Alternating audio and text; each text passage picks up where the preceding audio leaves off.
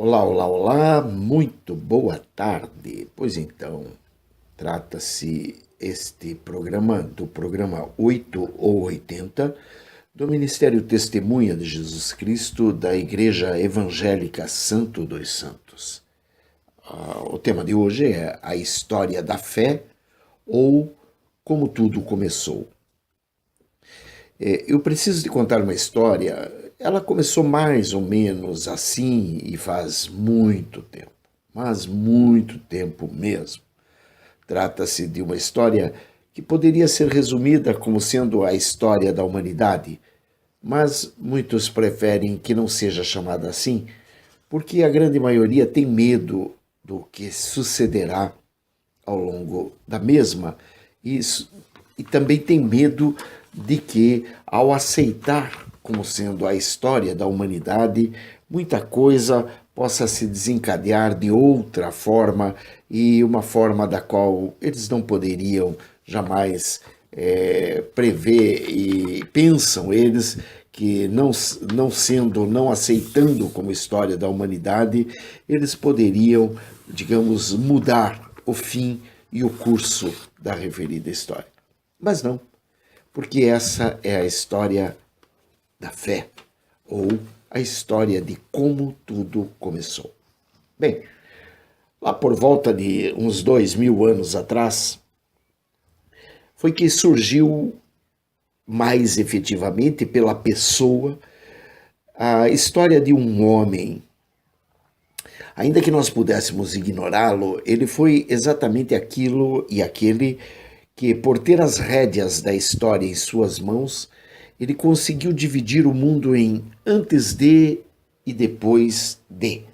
Como você poderá ver, em momento algum da história houve outro. Ninguém dividiu a história da humanidade em antes de e depois de, a não ser Cristo. Podemos sim nos perguntar quem seja esse homem. Ele foi um homem que, sendo o autor da vida e criador do mundo, ainda por cima ousou e andou sobre as águas. Imaginem vocês. Ele teve domínio absoluto sobre tudo. Mesmo assim, não deixou de padecer nas mãos de Pôncio Pilatos.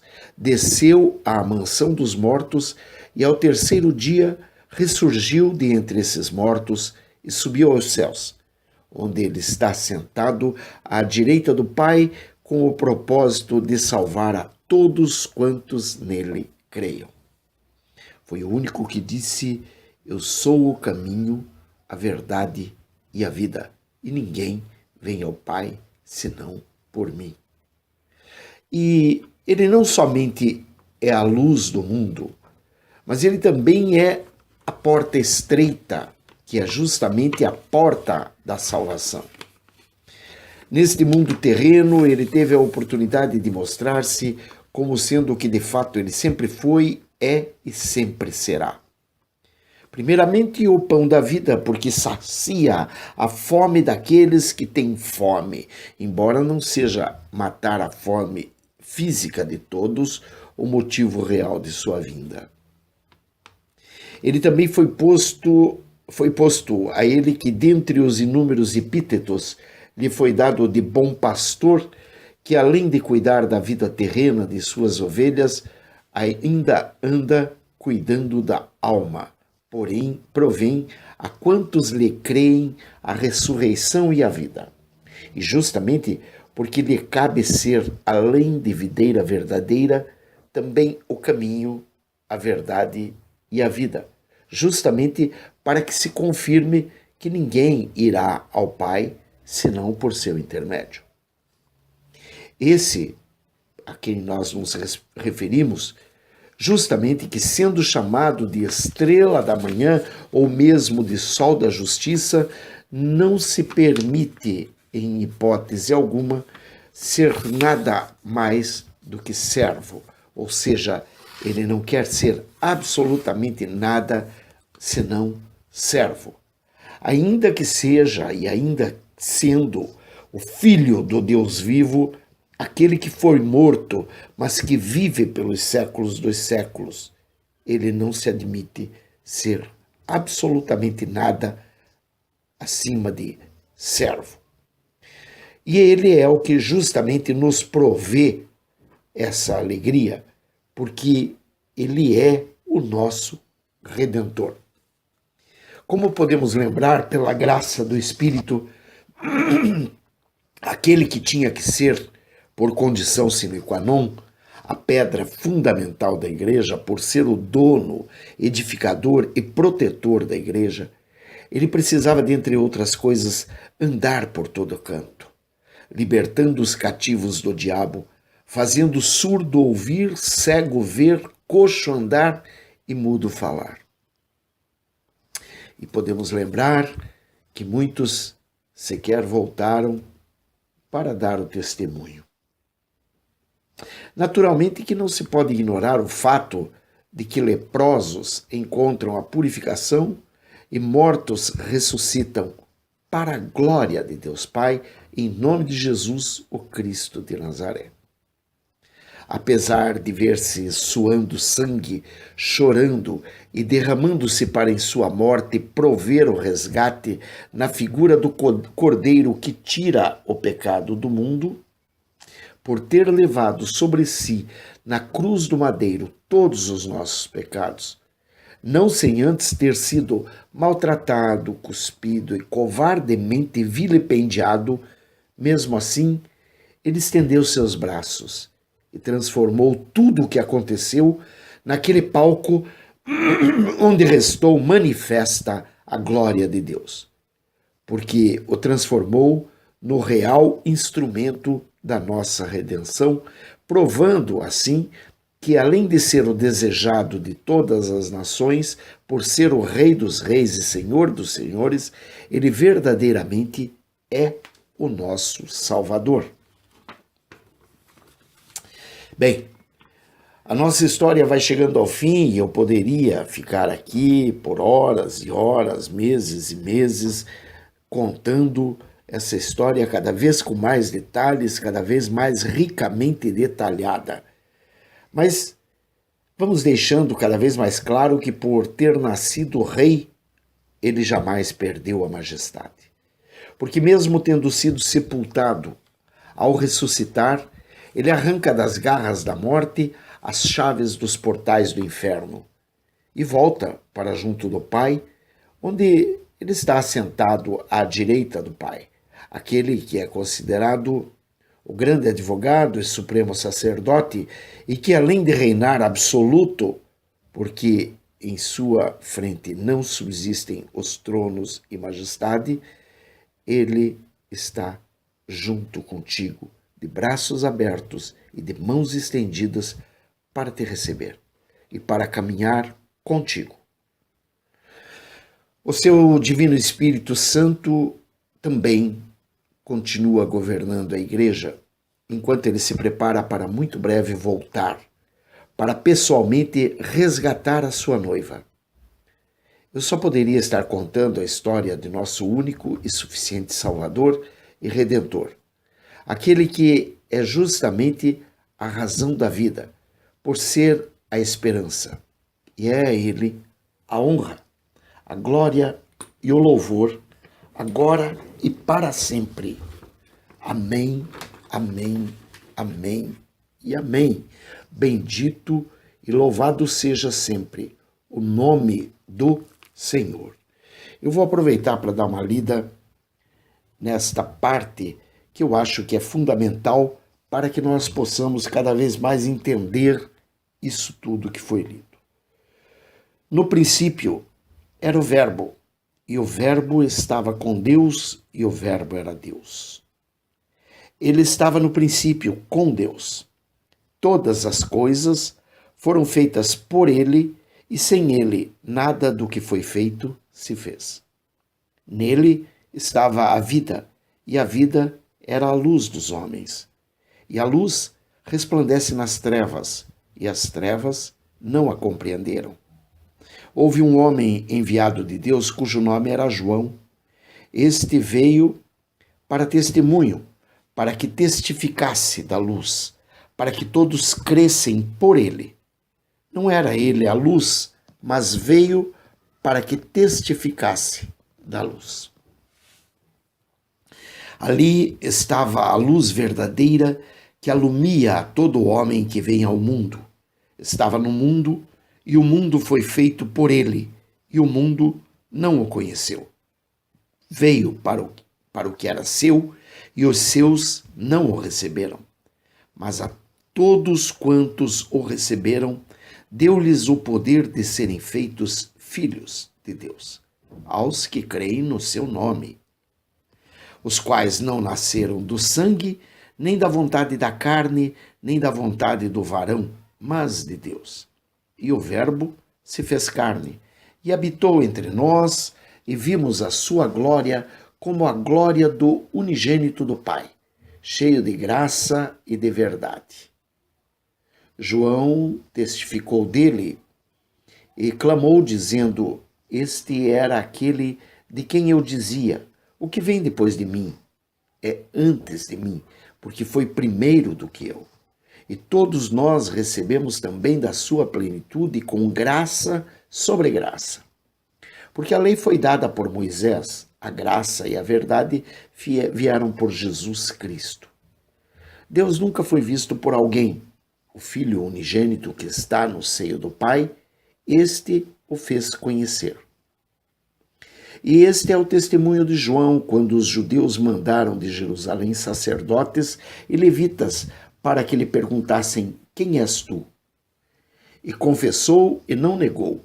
Confessou: eu não sou o Cristo. E perguntaram-lhe: então quem és? Pois, és tu Elias? E disse: não sou. És tu o profeta? E respondeu: não. Disseram-lhe, pois, quem é, para que demos resposta àqueles que nos enviaram? Que dizes de ti mesmo? Disse: eu sou a voz do que clama no deserto. Endireitai o caminho do Senhor, como disse o profeta Isaías. E os que tinham sido enviados eram dos fariseus. E perguntaram-lhe e disseram-lhe: por que batizas? Pois se tu não és o Cristo, nem Elias, nem o profeta. João respondeu-lhes dizendo: eu batizo com água, mas no meio de vós está um a quem vós não conheceis. Este é aquele que vem após mim, que foi antes de mim, do qual eu não sou digno de desatar as correias das sandálias. Essas coisas aconteceram em Betânia, do outro lado do Jordão, onde João estava batizando. No dia seguinte, João viu a Jesus, que vinha para ele, e disse: eis o Cordeiro de Deus, que tira o pecado do mundo. Este é aquele do qual eu disse: após mim vem um homem que foi antes de mim, porque já era primeiro do que eu. E eu não o conhecia, mas para que ele fosse manifestado a Israel, vim eu, por isso, batizando com água. E João testificou, dizendo: eu vi o Espírito descer do céu como uma pomba e repousar sobre ele. E eu não o conhecia, mas o que me mandou a batizar com água, esse me disse: sobre aquele que vires descer o Espírito e sobre ele repousar, esse é o que batiza com o Espírito Santo. E eu vi e tenho testificado que este é o Filho de Deus.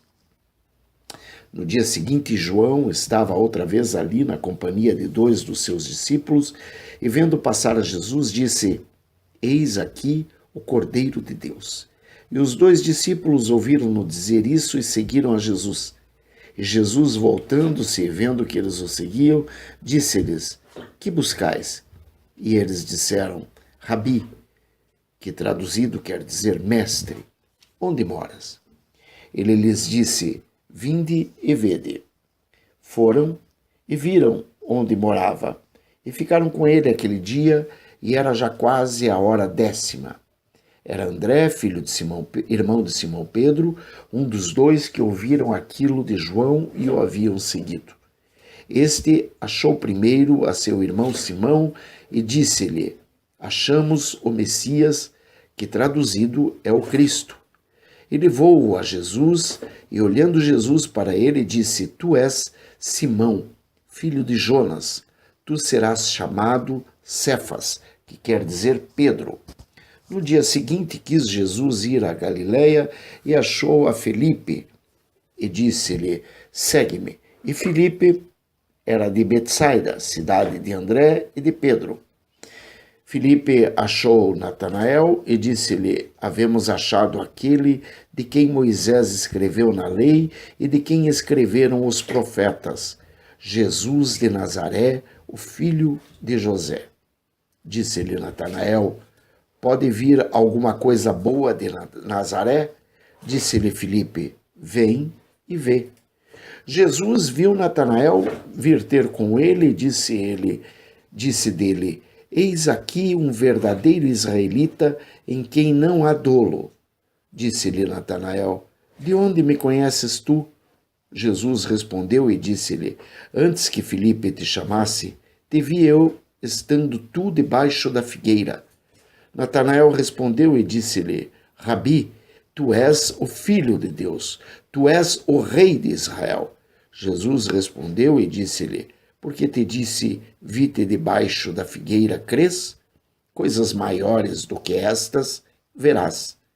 E disse-lhe: na verdade vos digo, que daqui em diante vereis o céu aberto e os anjos de Deus subirem e descerem sobre o Filho do Homem. Glória a Deus, aleluia. Este é o livro de João, capítulo 1, versículos 1 a 51. E glória a Deus por isto, porque aqui fica bem claro que, em primeiro lugar, ele é aquele que tinha sido o prometido, o enviado, o Cristo de Nazaré, aquele que era esperado por muitos. Ele é o Verbo que se fez carne e por ele João Batista deu testemunho. E justamente aqui nós vimos a escolha de alguns dos apóstolos e a forma como ele se manifesta como sendo o Filho do Deus vivo, o eterno e todo-poderoso, aquele que era, é e sempre será, aquele que esteve e que está, de onde ele nunca saiu, porque ele está ao lado do Pai. Ele é a figura do Deus Filho. Deus Pai, Deus Filho, Deus Espírito Santo. E na Trindade eles se revelam. Que Deus te abençoe, proteja, guarde, liberte e restaure em nome de Jesus. Este foi mais um programa 8 ou 80 do Ministério Testemunha de Jesus Cristo da Igreja Evangélica Santo dos Santos. Se te agradou, curta, compartilhe, participe do nosso canal, ajude-nos, comente para que outros possam vê-lo, uma vez que o vídeo poderá ter relevância, e que possam encontrar nele aquilo que talvez você tenha encontrado. Eu agradeço muito e peço a Deus sobre ti, sobre tua casa, sobre a obra de tuas mãos. Quer você necessite da cura física, que lhe seja dada a cura física, a cura espiritual, que lhe seja dada a cura espiritual, a cura material, que lhe seja dada a cura material, a cura financeira, que lhe seja dada a cura financeira. Em nome de Jesus, eu não sou digno, mas a graça do Senhor me basta. Deus te abençoe, beijos, bye, fui.